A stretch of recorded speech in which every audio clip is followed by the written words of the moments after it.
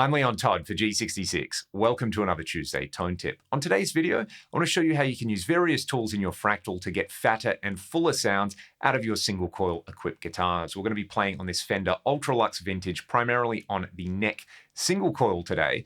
And I want to start out with a preset that I dialed in with one of my humbucker equipped guitars. So I set this up for a nice full, fat, clean sound. And this would be a situation where if you were recording or you were playing live and you swapped guitars, you might love the sound you've dialed in with one guitar. You love the character of your amp and effects in there, but you switch over to another guitar and it's almost there. In this case, this sound is a little bit bright and chimey, and this is coming from someone who loves bright and chimey sounds. Let's hear it.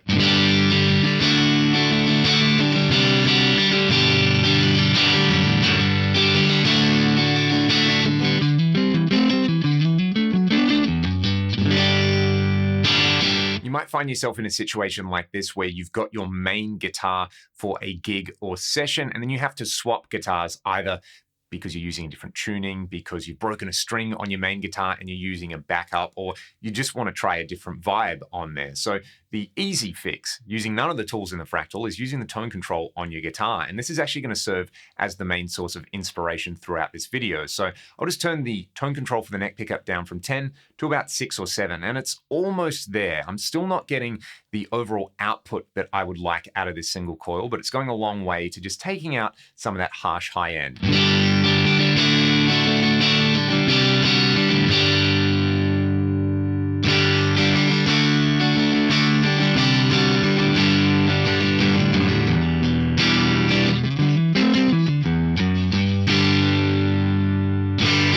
It's always really important to remember that we have tools on our guitar and that the way our guitar interacts with the rest of our rig is a critical piece of the puzzle. Like I said, though, if I was playing something like my humbucker equipped PRS, it also has more output in addition to just being darker sounding on there. So using a passive tone control can take out some of that high end, but it can't give us that overall lift. So let's take a look at 3 or 4 different ways you can get both that output boost and just take out a little bit of high end on there. And the most obvious one would be using a drive block. I would say experiment with some of the lower gain drives that kind of work as tonal enhancers. You know, they're there to improve the interaction between your guitar and, in this case, the amp model. A new model in here that I love is the Guardian Photon Speed. So tone control is going to be all the way open again. Let's have a listen to how this one fattens up the core tone.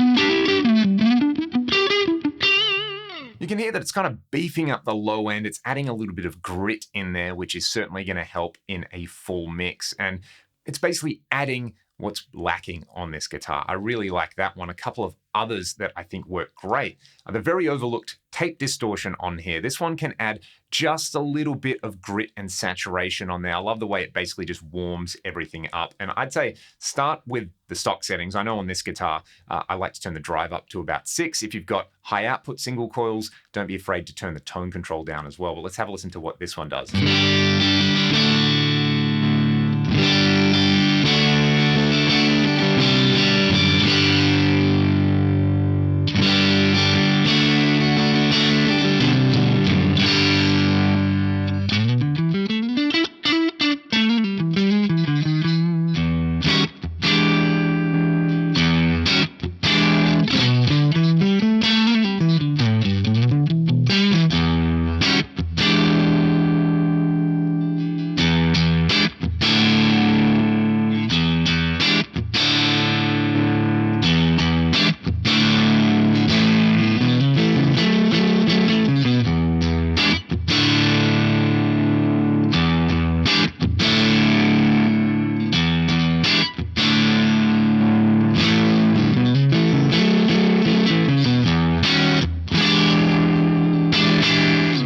of those examples keep the core tone of the guitar intact.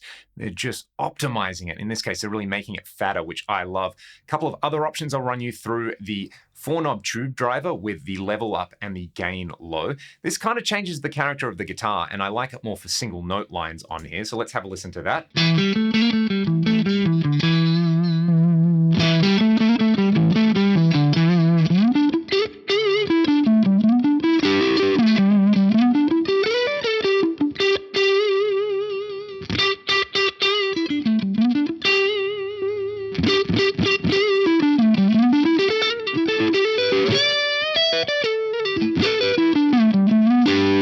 And finally, let's hear this FET preamp. There's the SDD preamp modeled on the front end of a Korg rack delay, as favored by the Edge. I think this one is based on a little Boss FET preamp, again, used by the Edge. So keep the drive and the tone low on this one. This one, again, just adds a little bit of mojo to the overall guitar sound.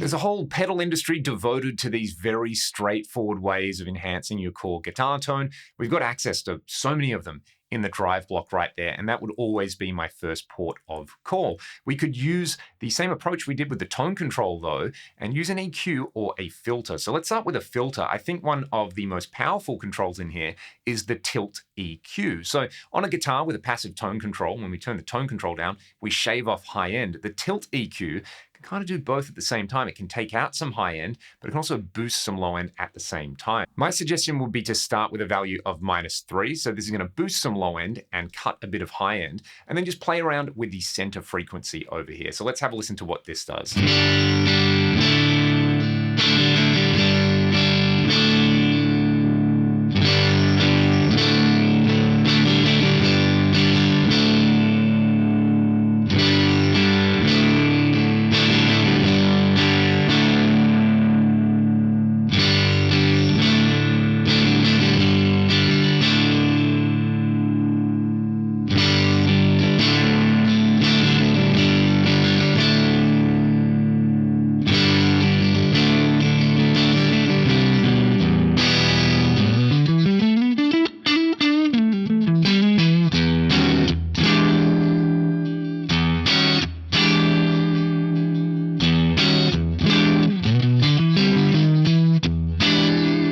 You can also do this within the amp block in the input EQ section. You can set the type to tilt EQ over here, or alternatively, if you wanted to use the peaking type, you can use the definition control over here, which will do a very similar thing to the tilt control over there. Again, just a way of simultaneously boosting low end and cutting some high end on there. With a passive tone control, we can only cut the high end here. We can kind of beef up the low end as well. You could use a parametric EQ for a few fun tricks in here as well. So this one, I'm shaving off quite a lot of high end with a blocking EQ, but I'm also boosting up the mid-range. This is kind of based on the EQ curve of the James Tyler Demeter preamp. I haven't gone for such an extreme boost over here. Just added about 3 dB of level. This one sounds really nice and fat.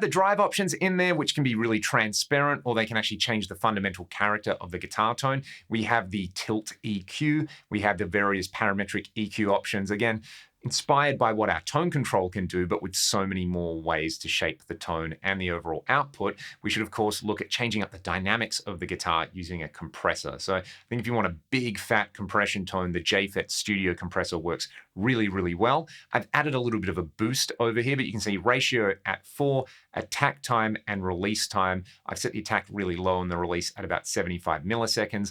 In the latest updates, you've also got this drive control in here, which definitely adds some character. Let's hear that one.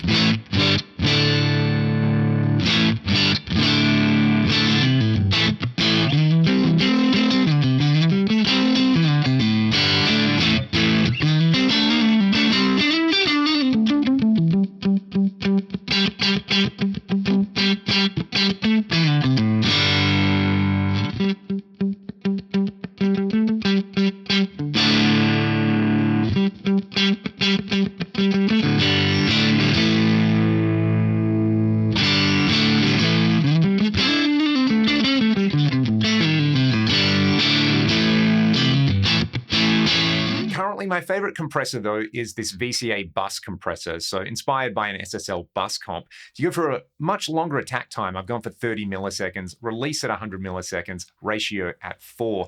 This one adds some real grunt to your core guitar sound. It will work great with single coils like this, or you could use this as a lead boost with humbuckers.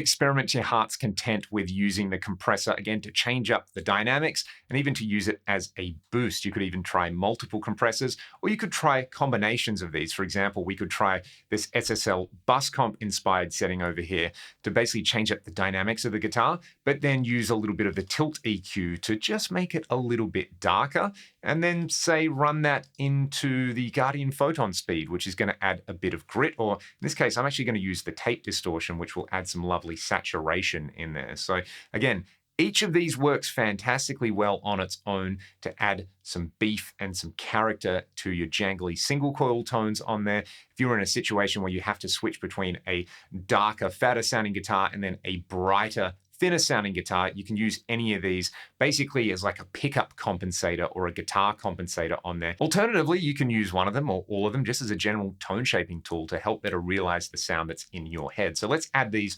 one by one on here. And I'll just say thank you so much for watching the video. If you've got any questions or suggestions for future videos, drop them in the comments section below and let me know how you're going about using your single coil guitars with your Fractal device. I'll see you on the next one.